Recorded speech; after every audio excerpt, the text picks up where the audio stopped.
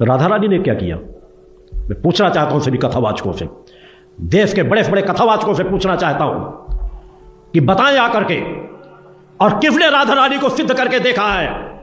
आए मीडिया के सामने, आए वाक शक्ति का परिचय दे, आए परीक्षण कराए। अगर कोई ये कहता हो कि हमने राधा रानी को देखा है,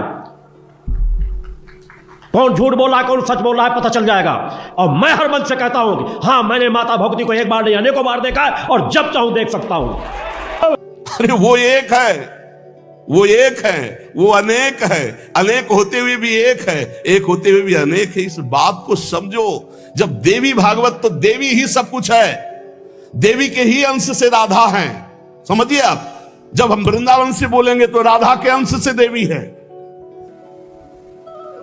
तो किशोरी जी का इस तरीके से वक्तव्य देना, वो भी सन्यास की मुद्रा में आने के बाद, ये ठीक नहीं।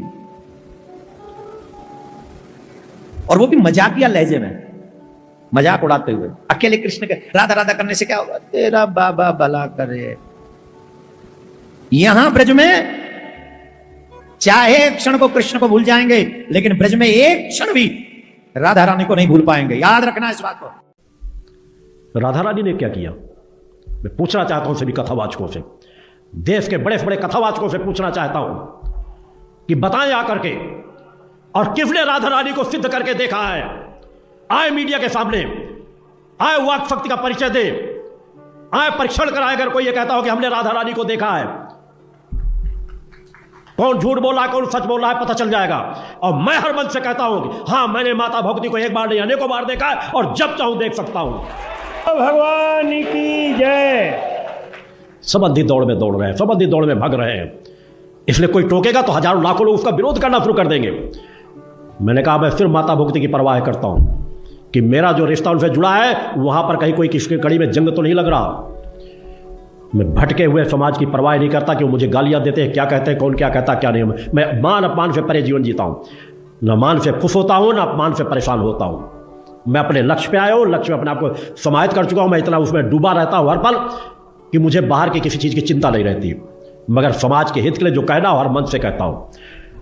अब तक आवाज़ नहीं उठा रहा था, मगर समाज में मैंने जब देखो, जिसको अनेकों लोग बीच बीच में आके बोलते हैं, मिलते आकर कि वो ये ऐसा कह रहे हैं, वो तो बहुत बड़े बड़े बस राधा रानी राधा रानी राधा रानी श्रेष्ठ है। अरे ठीक है, कोई भक्त कंकड़ पत्थर को पूजो, मैं उसके लिए कभी मना नहीं करता। जो राधा रानी पूजा करते उसके लिए मना नहीं करता, मगर आता माता भक्ति आदि शक्ति जगत जननी जगदम्बा को नीचा करके दिखाओगे तो तुम्हारी मैं जड़ें हिला दूंगा। इस बात का ध्यान रखना। बोलो गुरुदेव भगवान की जय। कोई भी हो, कितनी बड़ी संस्था क्यों ना हो, माता भक्ति आदि शक्ति जगत जननी जगदम्बा, जिन्हें देवादि देव पुत्र समान उनके सामने में हाथ जोड़कर खड़े रहते हैं, दुर्गा जी को शिव जी की पत्नी कहा जाता है, इससे बड़ी गाली और क्या होगी?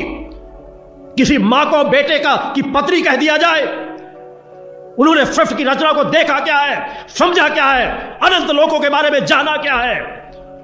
जाना था हमारे ऋषियों मुनियों ने, सिद्ध महापुरुषों ने, जिन्होंने माता भगवती को आदि शक्ति जगत जननी जगदम्बा कहा। काल्पनिक पुस्तकों में देकर दृश्यों को भटकाव की बातें बताई जा रही हैं। धिक्कार है ऐसे कथावाचकों को, धिक्कार है ऐसे लोगों जो अपने आप को ज्ञानी कहते हैं, और धिक्कार है उन शंकराचार्यों को जो ऐसा कहने पर भी आवाज नहीं उठाते। मैं धिक्कारता हूं उन शंकराचार्यों को।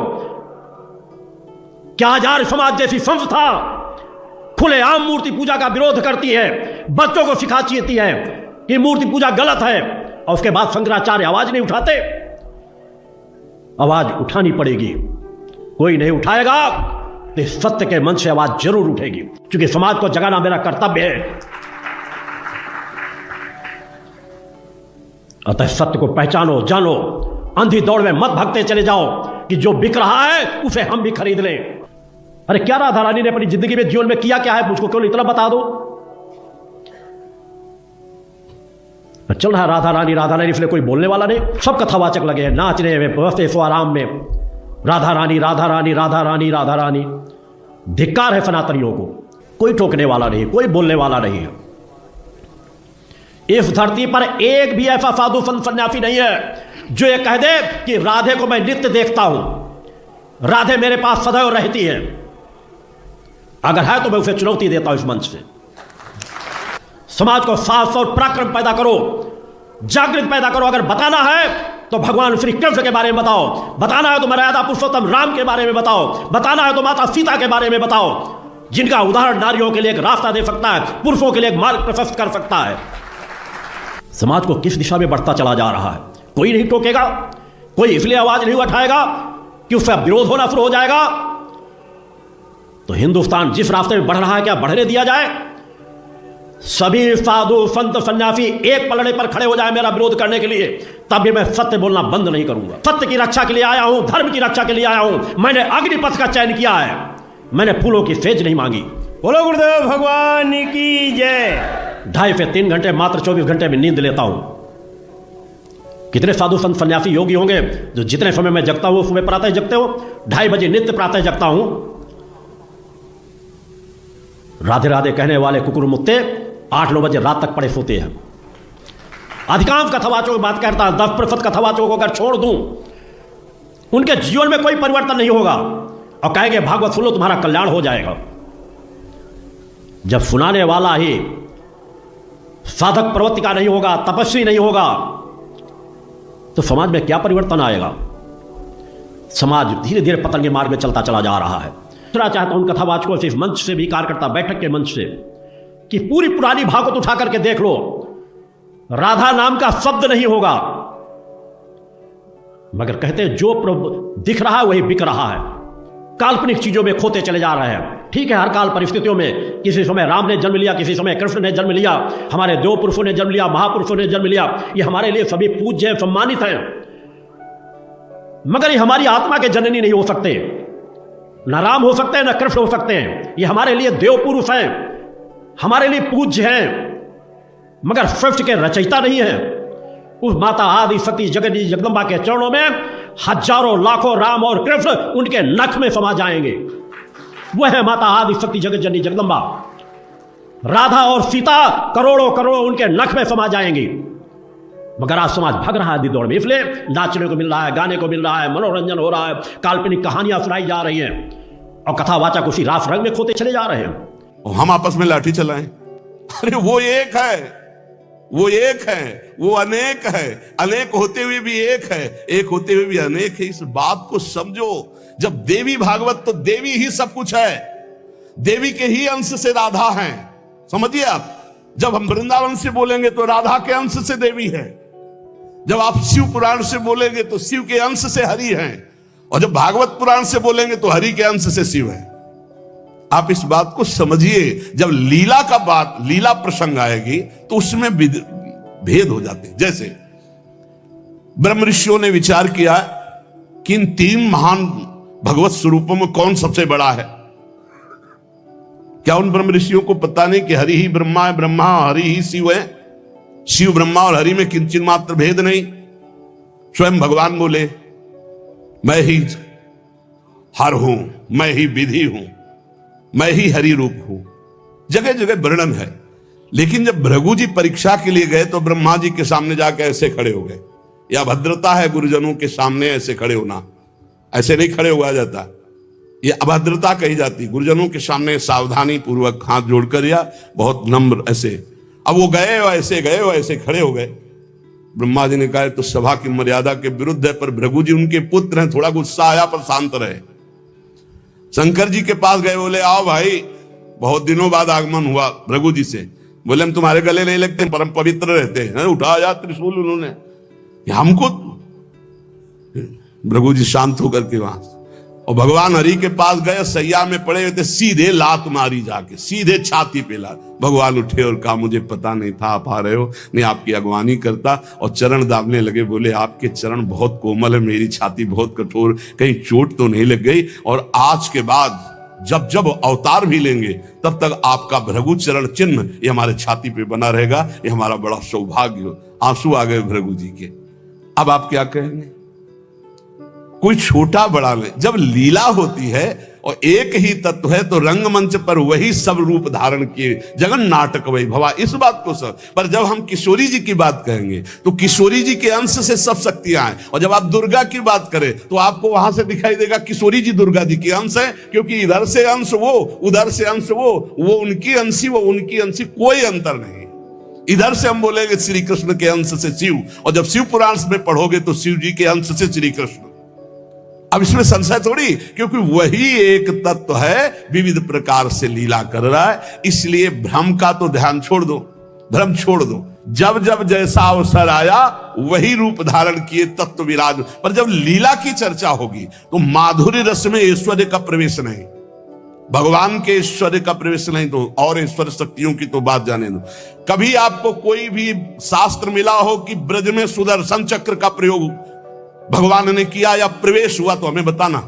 ब्रज में तो आप थोड़ा ऐश्वर्य की झलक दिखा दिए, अंतर ध्यान हो गए, लेकिन निकुंज में कहीं नहीं कि अंतर ध्यान की लीला एक बार भी हुई हो। निकुंज में बताना पूरे वाणियों को पढ़ करके। अब जो निकुंज रस है इसमें कहीं वर्णन नहीं है कि अष्टभुजा का प्रवेश है या षोडश भुजा का। हमारी ही श्री जी सब अंशों से है, लेकिन ऐश्वर्य रूप नहीं, ये महामाधुर्य रूप है। इसी महामाधुर्य की महिमा की हम उपासना करते तो हमारे लिए हमारा उपास्य देव सर्वश्रेष्ठ है। और जब उपास्य देव की सर्वश्रेष्ठता की लीला में देखते हैं तब ये वर्णन आता है कि अनंत शक्तियां, देखो भगवान शिव ने स्वयं वर्णन किया कि ये जो अनंत शक्तियां तत्कला कोटि कोट्यंसा दुर्गाद्यस्त्र गुणात्मिका। अब देखिए वही प्रभु है, शक्ति वही है शक्तिमान, किंचन मात्र अंतर नहीं। लेकिन प्रभु आदेश करते हैं कि मैं अब अवतार लेने जा रहा हूं, भागवत में पढ़ के देख लेना। तुम हे महाशक्ति बलराम जी का कर्षण करके रोहिणी के गर्भ में डालो और मैं स्वयं अवतार लो। तुम जाकर नंद बाबा के यहां कन्या रूप से पूरी लीला पढ़ के देख लो। और नाम चामुंडा, कुष्मांडा, दुर्गा आदि तुम्हारे विविध नाम भगवान ने रखे और तुम सबकी कामना पूर्ण करने वाली होगी। जाओ मेरा आदेश है, ऐसा करो। भगवान ने आदेश किया, शक्ति कार्य कर रही।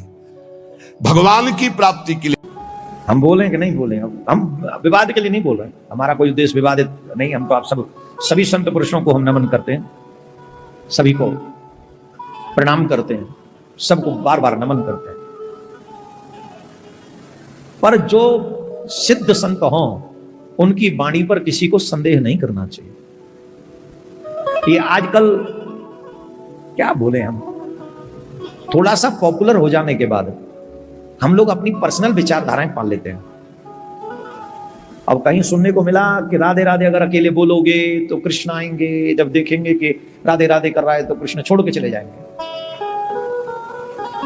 महाराज कभी वृंदावन की सीमा में आए हो? जिन कृष्ण को तुमने अपने सिर पे बिठाल रखा है, उस कृष्ण की दशा कभी ब्रज में आके देखी? आगे देखो, छाती फट जाएगी, ऐसा क्या अटैक पड़ जाए अटैक पड़ जाएगा अगर ब्रज को कन्हैया तुमने देख लिया तो। ब्रज को कन्हैया अलग है, तुम्हारो जैसो ना है। तुम्हारो कृष्ण कोई और होएगो, हमारो कृष्ण तो किशोरी जी की आज्ञा के बिना न्याते न्या पामना खिसका सके। क्या बात कर रहे हो तुम? किशोरी जी के रहस्य को जान सकोगे इस जीवन में ना? श्री सुख प्रकट कियो नहीं जाते, जान सार को सार, परम धन राधा नाम आधार। श्री सुख प्रकट कियो नहीं जाते। श्री सुखदेव जी महाराज ने परम तत्व को प्रकट नहीं किया। रीजन क्या है? बड़ी कीमती वस्तु को इजिली नहीं कहा जाता है। आप अपने घर के डायमंड को दरवाजे पे नहीं रखते हैं, बेडरूम में नहीं रखते हैं, इवन जो ड्राइंग रूम है उसमें भी नहीं रखते। आप डायमंड को बहुत भीतर छुपा के रखते हैं, अलमारी के अंदर। स्टील के बर्तन हो कहीं रख दो, डायमंड हो तो भीतर रखोगे।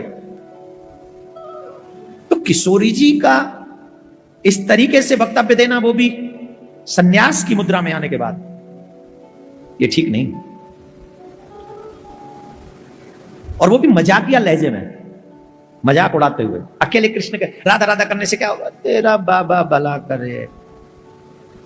यहां ब्रज में चाहे एक क्षण को कृष्ण को भूल जाएंगे, लेकिन ब्रज में एक क्षण भी राधा रानी को नहीं भूल पाएंगे। याद रखना इस बात को।